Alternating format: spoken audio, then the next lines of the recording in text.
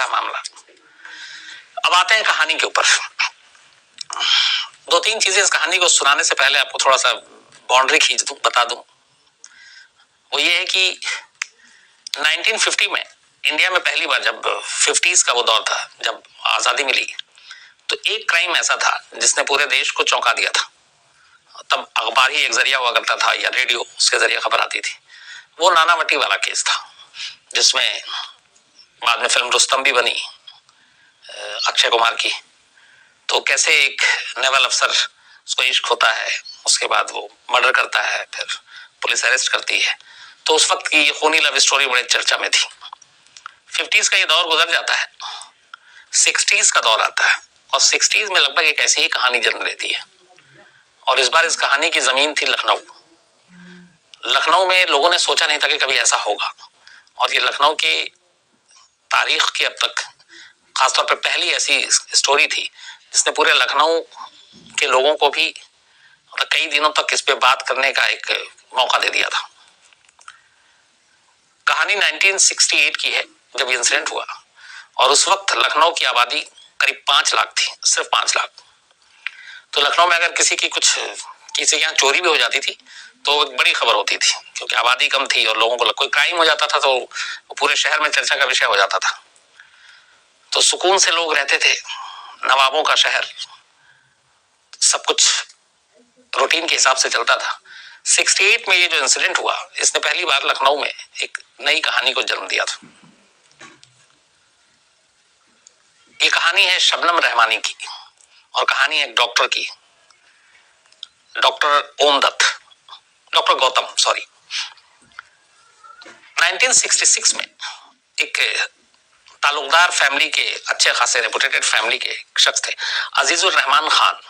अजीजुर रहमान खान की फैमिली लखनऊ के बाहरी इलाके में रहती थी और इनके 2 बेटे 2 बेटियां थी, वाइफ, अच्छी फैमिली से, अच्छे पैसे वाले लोग। तभी 7 मई 1966 को अजीजुर रहमान खान को अचानक पैरालिटिकल अटैक होता है। तो जब इनको ये अटैक होता है तो उसके बाद ये लखनऊ के बलरामपुर हॉस्पिटल पहुंचते हैं इलाज के लिए। वहां पे इनका इलाज करते हैं, डॉक्टर की सीनियर टीम होती है जो इनका इलाज कर रही होती है। और उन्हीं में से एक डॉक्टर गौतम थे, जिनकी उम्र उस वक्त 35 साल थी, लंबे चौड़े, टॉल, हैंडसम। इलाज चलता है करीब 10 दिन तक। इस दौरान में हॉस्पिटल में लगातार अजीजुर रहमान की फैमिली के तमाम लोग, उनकी बीवी, उनकी बेटियां, उनके बेटे हॉस्पिटल का दौरा करते हैं। और उन्हीं में से उनकी एक बेटी भी उस हॉस्पिटल में आती है जिसका नाम था शमीम रहमानी। निहायत खूबसूरत, और उनकी खूबसूरती की उस वक्त जो लोग बात करते हैं, खासतौर पर उनके लंबे बाल, और मतलब खूबसूरती के चर्चे हुआ करते थे। पढ़ी लिखी, उसी वक्त बीएससी का कोर्स कर रही थी कॉलेज में। तो हॉस्पिटल में आने जाने के दौरान शमीम की मुलाकात डॉक्टर गौतम से होती है। धीरे धीरे दोनों में दोस्ती होती है। इसके बाद 10 दिन के बाद अजीजुर रहमान को हॉस्पिटल से डिस्चार्ज कर दिया जाता है और वो लखनऊ के ही इलाके में एक कांधारी लेन, जहां पे इनका एक घर था, ये कांधारी लेन पहुंच जाते हैं हॉस्पिटल से इलाज कराने के बाद। और डॉक्टर उनको देखभाल के लिए सलाह देता है। घर आने के बाद डॉक्टर गौतम उनको देखने के लिए, उनका हाल जानने के लिए, उनकी सेहत में सुधार हो रहा है कि नहीं, घर आना शुरू करते हैं। घर आते हैं, फिर शमीम रहमानी से मुलाकात का सिलसिला चलता रहता है। धीरे धीरे ये होता है कि ऐसा कोई दिन नहीं होता जब डॉक्टर गौतम घर नहीं आते, बल्कि आगे चलकर ऐसा होता है कि एक दिन में 2-2 बार वो शमीम के घर पहुंच जाते हैं। तो शुरुआत में लोगों को ये था कि अजीज रहमान साहब की तबीयत खराब है, डॉक्टर इसलिए आते हैं उनकी देखभाल के लिए, उनकी हालत जानने के लिए। लेकिन अजीजुर रहमान इस बीच में एकदम ठीक हो गए, फिट हो गए। फिर भी डॉक्टर गौतम का आना जाना लगा रहा। तो इससे लोगों पर, खासतौर पर उस मोहल्ले के लोगों को, और उस दौर में मैं बात कर रहा हूँ 66 की, ये बड़ी अजीब चीज थी। और इस अजीब चीज को और बढ़ावा दिया कि जब डॉक्टर का घर आना जाना शुरू हुआ गौतम का, तो कई बार डॉक्टर गौतम और शमीम डॉक्टर गौतम के स्कूटर पे भी उस घर से आते थे और वो मोहल्ले में छोड़ते थे, सुबह शाम को भी। तो लखनऊ जैसे शहर में, जहाँ की 5 लाख आबादी, और उस वक्त तक बहुत एडवांस नहीं था शहर, तो एक जवान लड़की और एक शख्स के साथ स्कूटर पे यूं खुलेआम जाना, घूमना फिरना, वापस आना, और एक डॉक्टर का डेली उस घर आना, ये मोहल्ले में बातचीत का विषय बन गया। अब लोग दबी जुबान बातें करने लगे। ये चीज शमीम के घर पे भी पहुंची, लेकिन शमीम अपने घर वालों को जैसा भी समझाया बुझाया। इस दौरान शमीम बीएससी पास कर चुकी है। डॉक्टर गौतम की दूसरी तरफ जो कहानी है वो ये कि डॉक्टर गौतम शादीशुदा, उनके 3 बच्चे, और फिर भी इन दोनों में प्यार हो जाता है। ये प्यार करीब 2 साल तक प्रमाण चढ़ता है, 66 से 68 आ जाता है। इस दौरान में ऐसा कोई दिन नहीं है जब डॉक्टर गौतम शमीम के घर नहीं आते। रिश्ते एकदम अच्छे चल रहे हैं, घूमना फिरना, साथ पिक्चर देखना, स्कूटर पे जाना, आइसक्रीम खाना। 68 2 साल के बाद अचानक कुछ लोगों से शमीम को पता चलता है कि डॉक्टर गौतम की कुछ और भी गर्लफ्रेंड है, और वो उनके साथ भी घूमता है और अपने उसी स्कूटर पे घुमाता है जिस स्कूटर पे वो शमीम को घुमाता है। तो ये चीजें कान में जब पड़ी शुरू हुई तो पहले यकीन नहीं हुआ। फिर 1-2 विटनेस ने बताया कि मैंने अभी देखा डॉक्टर को एक दूसरी लड़की के साथ पिक्चर जाते हुए, और फिर उनको रेस्टोरेंट में भी देखा। तब हजरतगंज में एक इस तरह की दुकानें थी, खासतौर पे क्वालिटी आइसक्रीम पार्लर था, वहां आइसक्रीम पार्लर, तो वहां पे भी आना जाना था। तो 68 में पहली बार जब शमीम को यकीन हो गया कि डॉक्टर गौतम के साथ और भी लड़कियों के चक्कर है, तो उसे बड़ा गुस्सा है। इस दौरान 2 साल में डॉक्टर गौतम और शमीम ने एक दूसरे को बहुत सारे लव लेटर भी लिखे, और वो लेटर शमीम के पास भी थे, डॉक्टर के पास भी थे। तो जब एक दिन शाम को अचानक इन दोनों को मिलना था, और उसी दिन दोपहर को शमीम को पता चला कि डॉक्टर गौतम आज फिर किसी एक और लड़की के साथ स्कूटर पे शहर में घूमते देखे गए। शाम को ये दोनों क्वालिटी आइसक्रीम पार्लर है, एक रेस्टोरेंट है हजरतगंज में, वहां ये दोनों मिलते हैं। डॉक्टर गौतम आता है, शमीम वहां पहले से थी, लोग खड़े हुए थे, भीड़ थी, और गुस्से में शमीम पहली बार डॉक्टर गौतम को लोगों के सामने थप्पड़ मार देती है। दोनों में झगड़ा होता है, थप्पड़ मार के वो अकेले घर निकल जाती है। डॉक्टर गौतम वहां से अकेले घर चले जाते हैं। इस इंसिडेंट के बाद डॉक्टर गौतम का शमीम के घर आना जाना कम हो जाता है, धीरे धीरे बात भी कम हो जाती है। कुछ वक्त बीतता है, फिर शमीम खुद ही पहल करती है, क्योंकि वो डॉक्टर से प्यार करती थी और उसके बिना रह नहीं सकती थी, तो वो फिर बातचीत शुरू करती है। इस बीच में इनके रिश्ते फिर से थोड़े दिन के बाद ठीक हो जाते हैं। ये चल ही रहा था कि तभी 9 जुलाई 1968 को जो शमीम का भाई है, उसके भाई का एक सर्वेंट है, उसने शमीम को आके बताया कि उसने आज थोड़ी देर पहले डॉक्टर गौतम को किसी और लड़की के साथ स्कूटर पे जाते हुए देखा है। ये कहानी तब की है जब वो थप्पड़ कांड हो चुका है, उसके बाद 9 जुलाई 1968। अब चूंकि उसके भाई का वो नौकर था और डॉक्टर साहब हमेशा घर आ रहे थे, पिछले 2 साल से घर का हर मेंबर जानता था, डॉक्टर गौतम को अच्छी तरीके से जानता था, तो उस नौकर ने जब बताया और स्कूटर पे बैठ के, तो शमीम के पास यकीन न करना की कोई वजह नहीं थी। तो उसको यकीन हो गया, उसे बहुत तेज गुस्सा आया शमीम को। उसे लगा कि ये डॉक्टर अब भी धोखा दे रहा है और वो सुधरेगा नहीं। उसने उस दिन उस अपने गुस्से को कंट्रोल किया। 9 से 10 जुलाई हो गया। 10 जुलाई को शमीम ने डॉक्टर गौतम को फोन किया और उससे कहा कि अगले दिन आप मेरे घर आ जाइए, थोड़ा एक काम है। अब तो वैसे भी हम दोनों के बीच में कुछ इतना रहा नहीं, लड़ाई तो चल ही रही थी। इसके बाद आप कभी मत आना, कभी मत मिलना। मुझे चूंकि बीएससी पास कर चुकी थी और उसको अब जुलाई का महीना था, नेक्स्ट अगला जो उसको पढ़ाई करनी थी कॉलेज में, उसके लिए एडमिशन फॉर्म भरना था। तो उसने कहा कि चूंकि आप डॉक्टर हैं और इस मेडिकल लाइन से भी वाकिफ हैं, तो आप मेरा फॉर्म भरने में मेरी मदद कर दीजिए, घर आ जाइए। 11 जुलाई 1968 डॉक्टर गौतम हॉस्पिटल जाते हैं। हॉस्पिटल के बाद उसी दिन उनके एक कॉलेज के प्रिंसिपल के यहाँ कोई फंक्शन था, कॉलेज के प्रिंसिपल की, और उस प्रिंसिपल के साथ इनकी बड़ी नजदीकी थी। तो डॉक्टर गौतम उस प्रिंसिपल के घर फंक्शन में जाते हैं अपनी वाइफ को लेकर। वहां से निकलने के बाद उस वक्त लखनऊ सीआईडी में एक डिप्टी सुपरिंटेंडेंट ऑफ पुलिस थे, जिनका कई बार इलाज डॉक्टर गौतम ने किया था, और उनके सर में बहुत तेज दर्द रहा करता था। तो जब वो प्रिंसिपल के यहाँ थे तभी डिप्टी सुपरिंटेंडेंट ऑफ पुलिस का फोन आता है कि मेरी तबीयत, मतलब सर में बहुत ज्यादा दर्द है डॉक्टर साहब, तो अगर आप कोई दवा दे दें और देख लें। तो वो कहते हैं अच्छा मैं थोड़ी देर में आता हूँ। प्रिंसिपल का फंक्शन अटेंड करने के बाद डॉक्टर गौतम अपनी वाइफ के साथ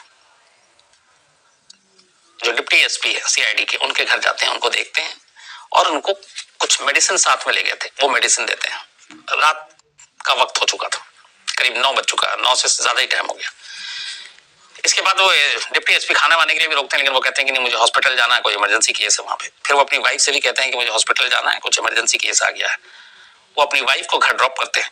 इसके बाद डॉक्टर गौतम वाइफ को ड्रॉप करने के बाद सीधे शमीम के घर पहुंचते हैं। तब वक्त हुआ था रात के 10:30 बजे। डिप्टी एसपी को यही लगा था कि वो हॉस्पिटल जाने हैं, वाइफ को भी यही लगा हॉस्पिटल जाने हैं, लेकिन उनको वहां पहुंचना था क्योंकि शबनम ने बुलाया था शमीम ने, और शमीम ने कहा था कि एक बार आप मदद कर दीजिए फॉर्म भरने के बहाने, इसके बाद आप कभी मत मिलना। ये 10:30 बजे घर में जाते हैं। शमीम रहमानी के उस घर के 3 दरवाजे थे।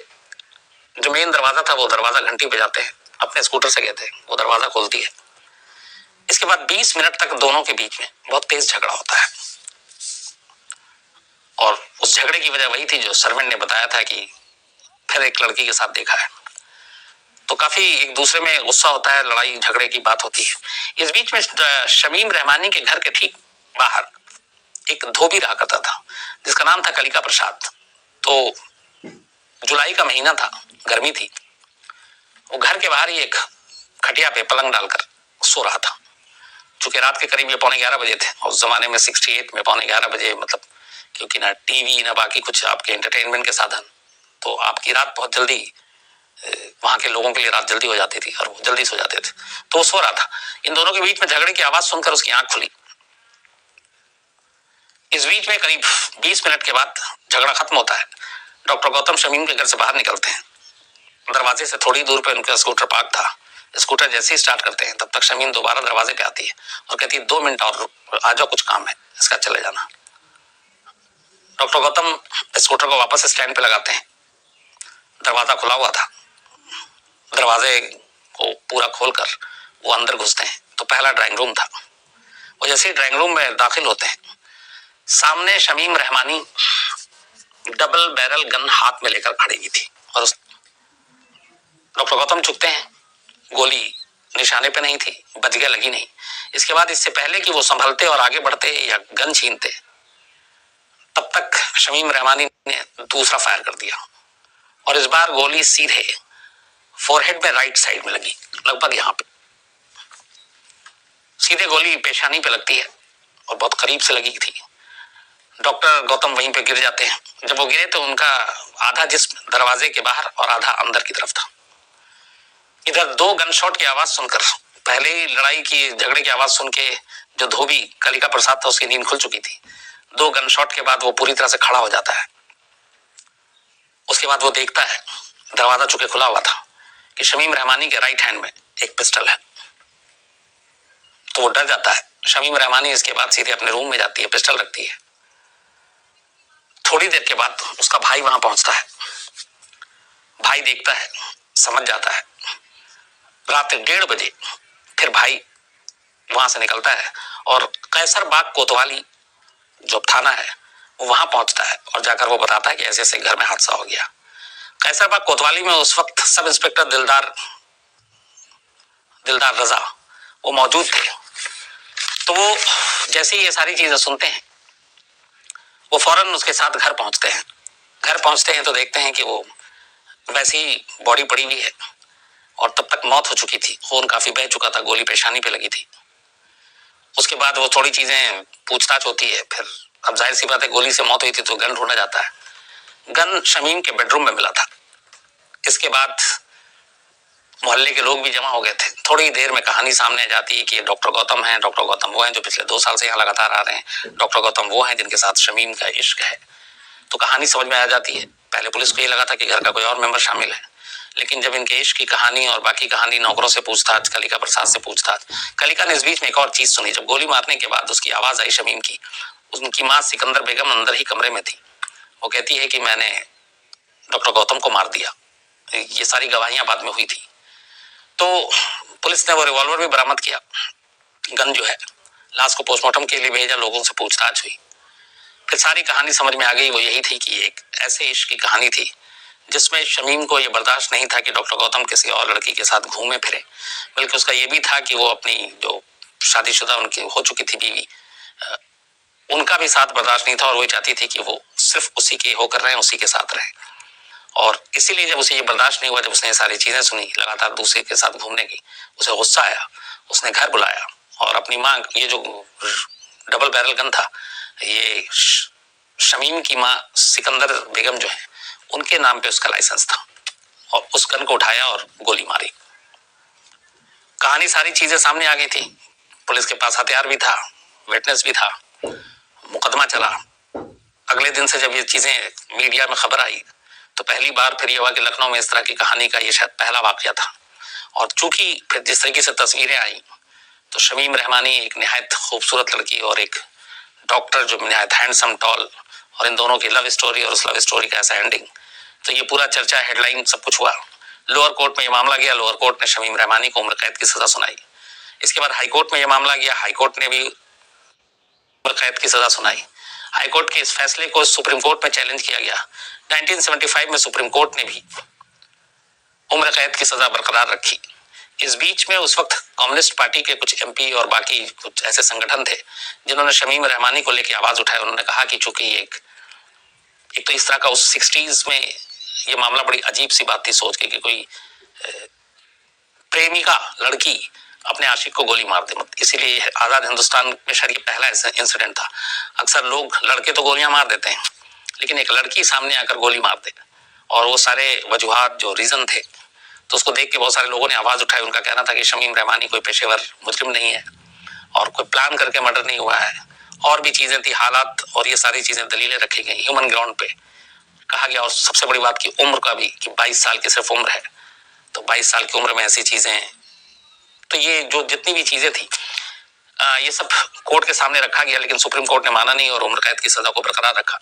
लेकिन इसके बाद फिर ये लोग यूपी के गवर्नर के पास पहुंचे मानवीय आधार पर, और इन सारी चीजों को लेकर कि उम्र कम है, पढ़ी लिखी है, पेशेवर मुजरिम नहीं है, रिश्तों की वजह से ये कत्ल हुआ है और मोहब्बत में धोखे की वजह से ये कत्ल हुआ है, तो इन सारी चीजों को सामने रखकर इसे माफी दी जानी चाहिए। उस वक्त जो लखनऊ में जितने लोग थे, उन जिन्होंने कहानियां सुनी, पॉलिटिकल सर्किल में जो लोग थे जिन्होंने कहानियां सुनी, वो सब इस राय के थे कि हाँ, इसे एक मौका देना चाहिए, माफ करना चाहिए। इसी के बाद शमीम रहमानी को गवर्नर, यूपी के गवर्नर जो राज्यपाल है, उन्होंने माफी दे दी, और इस माफी का मतलब ये हुआ कि वो अपने उम्र कैद की सजा नहीं काटेगी। तो उसने मुश्किल से शायद 2 या 2.5 साल की जेल काटी, गवर्नर ने माफी दे दी। इस बीच में शमीम की फैमिली लखनऊ छोड़ चुकी थी, चूंकि मोहल्ले और तमाम जगह बातें हो रही थी, और फिर माफी मिलने के बाद, जेल से रिहाई के बाद शमीम ने भी लखनऊ छोड़ दिया। आखिरी खबर यह है कि उसके बाद ये फैमिली दिल्ली आ गई और दिल्ली में सेट हो गई। हालांकि हमने कोशिश बहुत की शमीम रहमानी का मौजूदा पता ढूंढने की और ये जानने की कि इसके बाद क्या, तो अभी भी कोशिश जारी है, कई लोगों को लगाया हुआ है। जैसी होगा मैं आपको अपडेट जरूर दूंगा। लेकिन आखिरी खबर यही थी कि पूरी फैमिली ने लखनऊ छोड़ दिया और दिल्ली में सेटल हो गए और कहीं गुमनामी की जिंदगी जी रहे। तो ये थी कहानी 60s की, एक खूनी लव स्टोरी, और शायद आजाद हिंदुस्तान की पहली ये स्टोरी ऐसी जिसमें एक प्रेमिका जो है अपने प्रेमी को गोली मार देती है।